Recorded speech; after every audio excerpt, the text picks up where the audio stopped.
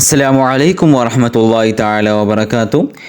ഇന്ന് രണ്ടാമത്തെ ബ്ലോക്കിൽ നിന്നുള്ള രണ്ടാമത്തെ യൂണിറ്റ് ആയിട്ടുള്ള അൽ ബുൽദാനുൽ ഖലീജ അഥവാ ഗൾഫ് രാജ്യങ്ങൾ എന്നുള്ള പാഠമാണ് യൂണിറ്റാണ് നമുക്ക് നോക്കാനുള്ളത്. അതിൽ ആദ്യത്തെ ടെക്സ്റ്റാണ് നോക്കാനുള്ളത്. ഈ ഒരു ഭാഗത്ത് ഗൾഫ് രാജ്യങ്ങളും അതുപോലെ തന്നെ ഇന്ത്യയും തമ്മിലുള്ള ആ ഒരു ബന്ധത്തെക്കുറിച്ചാണ് ഈ ഒരു ഭാഗത്ത് പറയുന്നത്.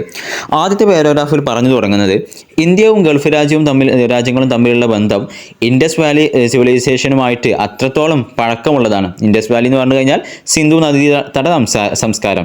ആ സംസ്കാരത്തിൻ്റെ അത്രക്കും പഴക്കമുള്ളതാണ് ഇന്ത്യയും അതുപോലെ തന്നെ ഗൾഫ് രാജ്യങ്ങളും തമ്മിലുള്ള ബന്ധം. അന്നു മുതലേ ഈ ഇൻഡസ് വാലിയും അതുപോലെ തന്നെ അറബ് രാജ്യങ്ങളുമായിട്ട് കച്ചവട ബന്ധങ്ങളൊക്കെ അന്നു മുതലേ ഉണ്ടായിരുന്നു. അതുപോലെ തന്നെ ഈ വെസ്റ്റ് സൗത്ത് കോസ്റ്റുകൾക്കിടയിൽ തമ്മിലുള്ള ഈ ഒരു ബന്ധം അഥവാ ഇന്ത്യയുടെയും ഗൾഫിൻ്റെയും ഈ വെസ്റ്റ് കോസ്റ്റ് ഈ കോസ്റ്റുകൾക്കിടയിലുള്ള കടൽ തീരങ്ങൾക്കിടയിലുള്ള ആ ഒരു ബന്ധം ക്രിസ്താബ്ദം 1 മുതലുള്ള ഏതോ ഒരു സമയത്ത് തന്നെ എന്ത് ചെയ്തിട്ടുണ്ട്, ഇത് തുടങ്ങിയിട്ടുണ്ട്. അതുപോലെ തന്നെ ഈ രണ്ട് വിഭാഗങ്ങളുടെയും ഇടയിൽ ശക്തമായിട്ടുള്ള വളരെ ക്ലോസ് ആയിട്ടുള്ള റിലേഷൻ, അതേപോലെ തന്നെ അവർ രണ്ടുപേരും അങ്ങോട്ടും ഇങ്ങോട്ടും യാത്രയൊക്കെ ചെയ്യാറുണ്ടായിരുന്നു. അതൊക്കെ വളരെയധികം വ്യക്തമായിട്ട് മനസ്സിലാകുന്നുണ്ട്.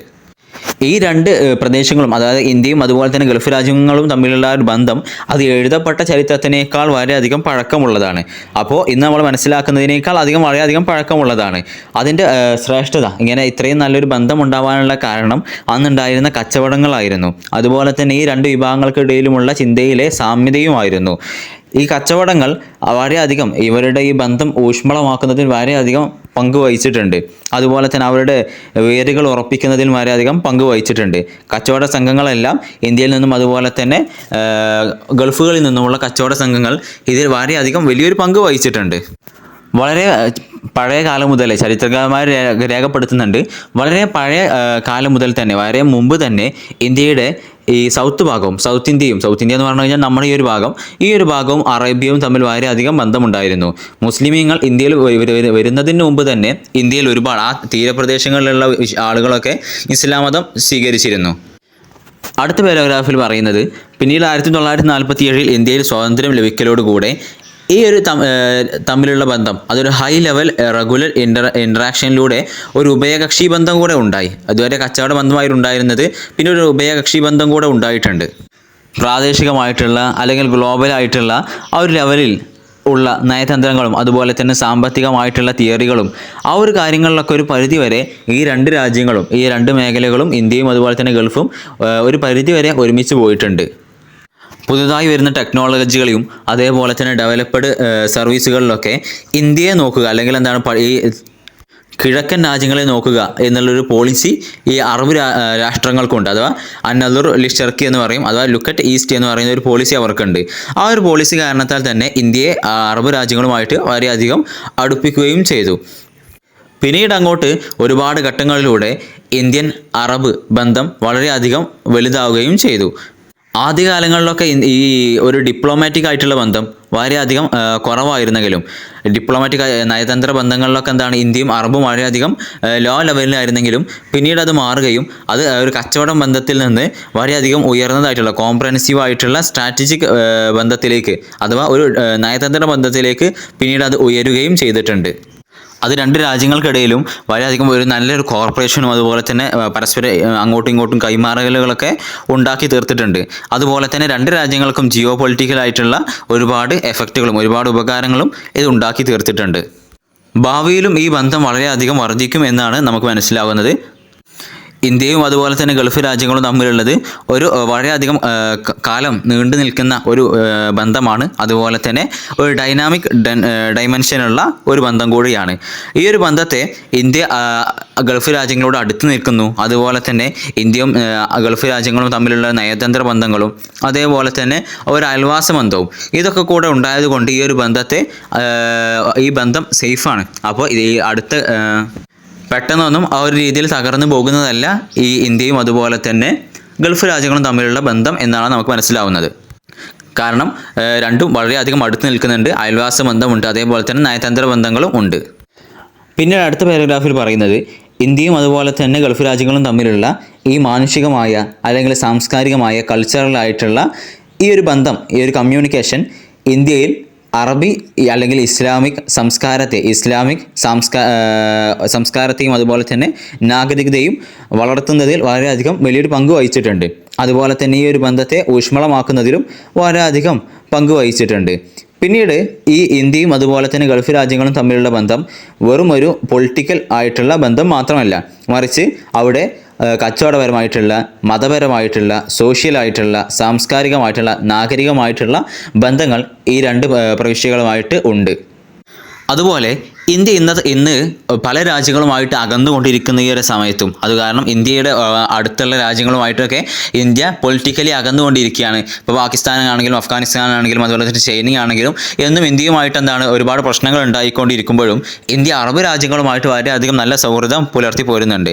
അതിൻ്റെ ഏറ്റവും വലിയ കാരണങ്ങളിൽപ്പെട്ട ഒന്നാണ് അറബ് രാജ്യങ്ങളിൽ മക്കയുണ്ട് എന്നുള്ളത്. അപ്പോൾ ഒരു മതകീയമായിട്ടുള്ളൊരു സെൻറ്ററാണ് അറബ് രാജ്യം. അതാണ് ഒരു പ്രധാന കാര്യം. അതുപോലെ തന്നെ സാമ്പത്തികമായിട്ടുള്ള, അതേപോലെ തന്നെ കച്ചവടപരമായിട്ടുള്ള ഒരുപാട് പ്രൊമോട്ട് ചെയ്യുന്ന ഒരുപാട് കാര്യങ്ങളും ഉണ്ട്. അത് കാരണത്താലാണ് ഇന്ത്യയും അതുപോലെ തന്നെ അറബ് രാജ്യങ്ങളും വളരെയധികം നല്ല ബന്ധം ഇന്നും നിലനിൽക്കുന്നുണ്ട്. അവസാന പാരഗ്രാഫിൽ പറയുന്നത്, പണ്ട് കാലം മുതലേ ഇന്ത്യയിലുള്ള ഗുജറാത്തും അതുപോലെ തന്നെ അറേബ്യൻ രാജ്യങ്ങളുമായിട്ട് വളരെയധികം കച്ചവട ബന്ധമുണ്ടായിരുന്നു. ഇന്ത്യയിലെ ഗുജറാത്തിലേക്ക് പല കാര്യങ്ങളും അറേബ്യയിൽ നിന്ന് എക്സ്പോർട്ട് ചെയ്യുകയും ഇമ്പോർട്ട് ചെയ്യുകയൊക്കെ ചെയ്തിരുന്നു. അതുകൊണ്ട് തന്നെ ഈ ഗുജറാത്തിന് യമൻ, അതുപോലെ തന്നെ അറേബ്യൻ സബ് കോണ്ടിനെൻ്റ്, ഇറാഖ് ഇവരുമായിട്ടൊക്കെ, മറ്റുള്ള അറേബ്യൻ രാജ്യങ്ങളുമായിട്ടൊക്കെ ഗുജറാത്തിന് വളരെയധികം നല്ല ബന്ധമുണ്ടായിരുന്നു.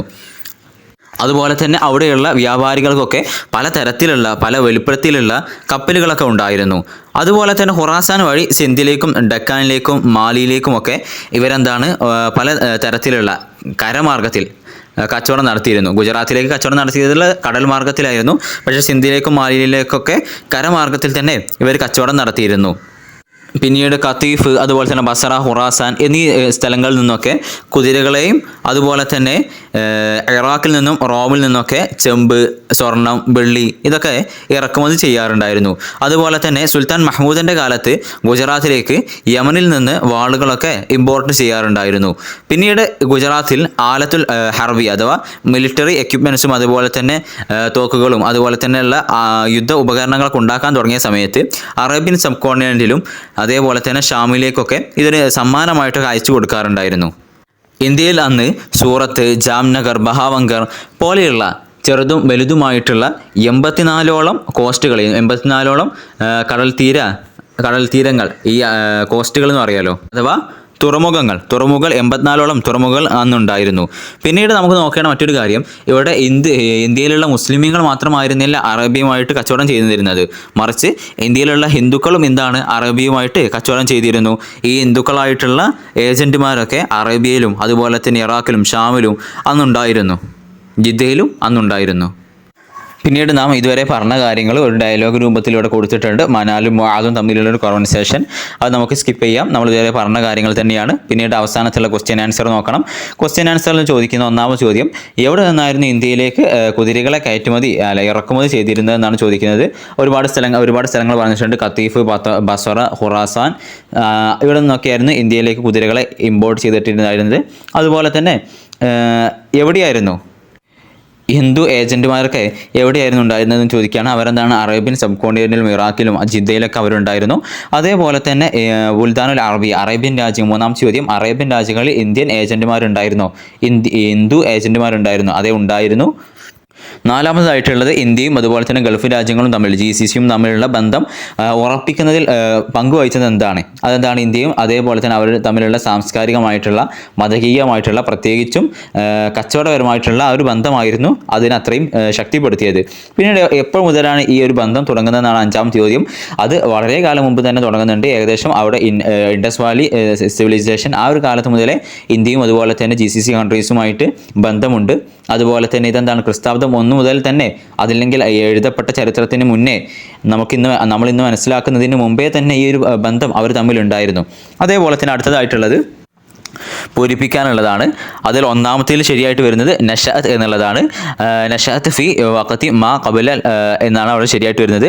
അതുപോലെ തന്നെ രണ്ടാമത്തേൽ ലഅബത്ത് എന്നുള്ളതാണ് ശരി. ഇന്ന തിജാറത്ത് ലഅബത്ത് ദൗറൻ ബാരിസ എന്നുള്ളതാണ് അവിടെ വരേണ്ടത്. അതേപോലെ തന്നെ മൂന്നാമത്തേൽ ശരിയായിട്ടുള്ളത് ലം തക്കുൻ എന്നുള്ളതാണ്. ലം തക്കുൻ ഹാദിൽ അലാഖാത്തു അലാഖാത്തൻ എന്നാണ് അവിടെ ശരിയായിട്ടുള്ളത്. അതുപോലെ തന്നെ നാലാമത്തേത് എന്നുള്ളത് ബദഅത്ത് എന്നുള്ളതാണ്. വൽ അസ്ലിഹ ആലാത്തുൽ ഹർബിയത്തി വൽ അസ്ലിഹത്തി ഫി ഗുജറാത്ത് ബദഅത്ത് എന്നാണ് അവിടെ ശരിയായിട്ട് വരുന്നത്. അതേപോലെ തന്നെ അഞ്ചാമത്തേൽ തത്തമത്താവു എന്നാണ് വരുന്നത്. കാനത്ത് ഗുജറാത്ത് തത്തമത്താവു ബിൽ അലാഖാത്തി തിജാരിത്തി മാൽ യമൻ അവിടെ ശരിയായിട്ട് അങ്ങനെയാണ് വരുന്നത്. അടുത്തതായിട്ടുള്ളത് നമ്മളെന്താണ് ജുംല ഉണ്ടാക്കാനുള്ള ആ ഒരു അൽഫാദിൻ്റെ മാന കൂടെ നമുക്ക് നോക്കേണ്ടതുണ്ട്. ഒന്നാമത്തത് തവാസുൽ സഖാഫി എന്ന് പറഞ്ഞു കഴിഞ്ഞാൽ സാംസ്കാരികമായിട്ടുള്ള കമ്മ്യൂണിക്കേഷൻ, അതേപോലെ തന്നെ കൾച്ചറൽ കമ്മ്യൂണിക്കേഷൻ. സിയാസി എന്ന് പറഞ്ഞു കഴിഞ്ഞാൽ ജിയോ പൊളിറ്റിക്കൽ എന്നാണ് അർത്ഥം വരുന്നത്. അതേപോലെ തന്നെ തഷാബുൽ ഫിക്രി എന്ന് പറഞ്ഞു കഴിഞ്ഞാൽ അവിടെ സമാനമായിട്ടുള്ള ചിന്ത, സാമ്യതയുള്ള ചിന്ത. താവുൽ വസീഖ് എന്ന് പറഞ്ഞു കഴിഞ്ഞാൽ എന്താണ് വളരെ ക്ലോസ് ആയിട്ടുള്ള കോർപ്പറേഷൻ, പരസ്പര നല്ല സഹായം എന്നാണ് അവിടെ ഉദ്ദേശിക്കുന്നത്.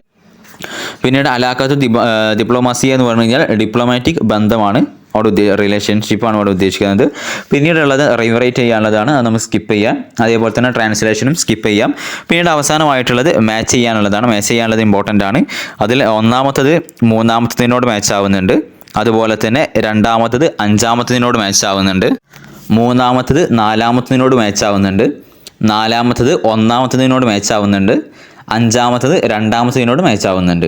ആ ഒരു രീതിയിലാണ് അതിൻ്റെ കറക്റ്റ് ഓർഡർ വരുന്നത്. പിന്നീട് ഇവിടെ നമുക്കെന്താണ് ശരിയും തെറ്റും നോക്കാനുള്ള ഒരു ഇതുകൂടെ കൊടുത്തിട്ടുണ്ട്. അപ്പോൾ അത് സമയമുണ്ടെങ്കിൽ നോക്കാം. ഏതായാലും നമ്മൾ ലെങ്ത് കൂട്ടുന്നില്ല. ഇത്രയും കാര്യങ്ങൾക്കാണ് ഈ പാഠത്തിന് വരുന്നത്. അപ്പോൾ ഈ ഒരു യൂണിറ്റിൽ നിന്ന് മാത്രമല്ല, മറിച്ചുള്ള ഇതിന് ശേഷം വരുന്ന ഈ ഒരു യൂണിറ്റിൽ നിന്ന്, അപ്പോൾ ഈ ഒരു ടെക്സ്റ്റിനാവട്ടെ അല്ലെങ്കിൽ ശേഷം വരുന്ന ടെക്സ്റ്റിനാണെങ്കിലും എസ് എ ക്വസ്റ്റ്യൻസ് വരാം. എസ് എ ക്വസ്റ്റ്യൻസ് വരുമ്പോൾ നമുക്കെന്താണ് എഴുതാൻ കഴിയുന്ന ഇമ്പോർട്ടൻ്റ് ആയിട്ടുള്ള ഒരുപാട് പോയിന്റുകളാണ് ഈ ഒരു ഭാഗത്തുള്ളത്. അപ്പോൾ ഈ ഒരു ഭാഗത്തു നിന്ന് ഏത് എസ് എ ക്വസ്റ്റ്യൻ വന്നു കഴിഞ്ഞാലും, അഥവാ ഈ ടെക്സ്റ്റിനാവട്ടെ അടുത്ത് വരുന്ന ടെക്സ്റ്റുകളിൽ നിന്നാവട്ടെ ഏത് ടെക്സ്റ്റിൽ നിന്ന് വന്നാലും നമുക്ക് എസ് എ ക്വസ്റ്റ്യനിൽ എഴുതാൻ കഴിയുന്ന ഒരു ഭാഗമാണ്, പോയിന്റുകളാണ് ഇവിടെ പറഞ്ഞിട്ടുള്ളത്. അപ്പോൾ വളരെയധികം ഇമ്പോർട്ടൻ്റ് ആണ്.